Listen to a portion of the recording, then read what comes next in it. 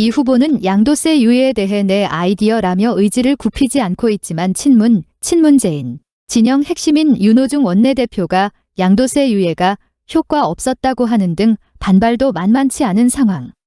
한편 부동산 정책은 이 후보에게 가장 부담이 되는 현 정부의 문제 중 하나다.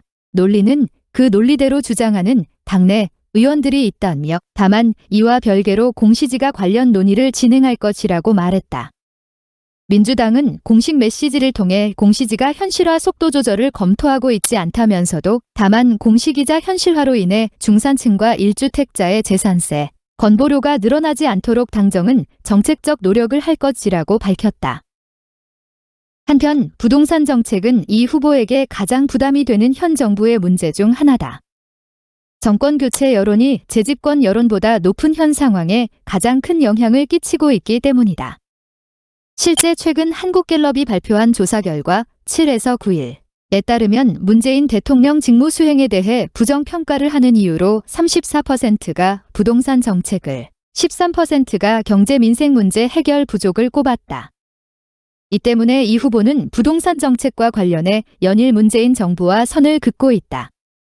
그는 지난 7일 무주택 청년들과 간담회 자리에서 수요를 통제하면 적정한 물량이 공급되고 있기에 비정상적 집값 상승이 없을 것이라고 봤지만 시장은 다르게 반응했다며 공급이 부족하기 때문에 아무리 수요를 억제해도 풍선 효과만 발생한 것이라고 현 정부 부동산 정책을 비판한 바 있다.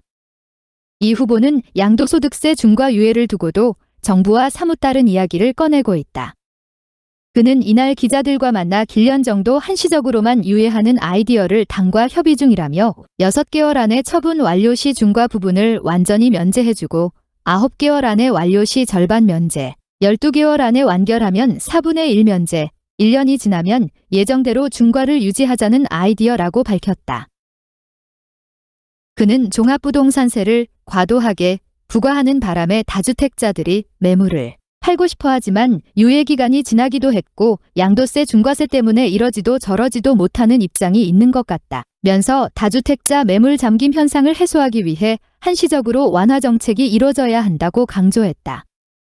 이에 대해 기획재정부는 지난 1일 다주택자 양도소득세 중과를 유예할 경우 부작용이 더 클 것을 우려하고 있다며 다주택자에 대한 양도세 완화 조치는 정부 내에서 논의된 바 없고 추진 계획도 없음을 분명히 하고자 한다고 밝힌 바 있다. 여기에 청와대까지 가세하면서 양도세 중과 유예를 둘러싼 여권 내 갈등은 더 격화될 것으로 보인다. 여권 관계자는 부동산 가격이 하락 추세를 보이는 시점에서 양도세 중과를 건드리는 것에 대한 청와대의 우려가 상당하다며 하지만 이 후보 역시 의지가 강해 다음 주로 예정된 의원총회에서 충돌이 빚어질 가능성도 있다고 전했다. 15일 청와대와 민주당에 따르면 이철희 대통령 정무수석 비서관은 전날 14일 국회를 찾아 여당 지도부에 양도세 중과 유예 반대 의견을 전달했다. 현재 규제 지역에서 2주택자는 기본 세율에서 20%포인트, 3주택자에게는 30%포인트가 각각 중과되는 양도세를 1년 동안 유예해주자는 게 이 후보의 구상이다. 그러나 이 수석은 정책 일관성, 시장 안정 등을 이유로 여당의 현중과 제도를 유지해야 한다는 뜻을 전달한 것으로 알려졌다. 청와대가 명확하게 반대 의사를 표명한 건 다주택자 규제라는 현 정부 부동산 정책의 근간이 흔들릴 수 있다는 우려 때문이다.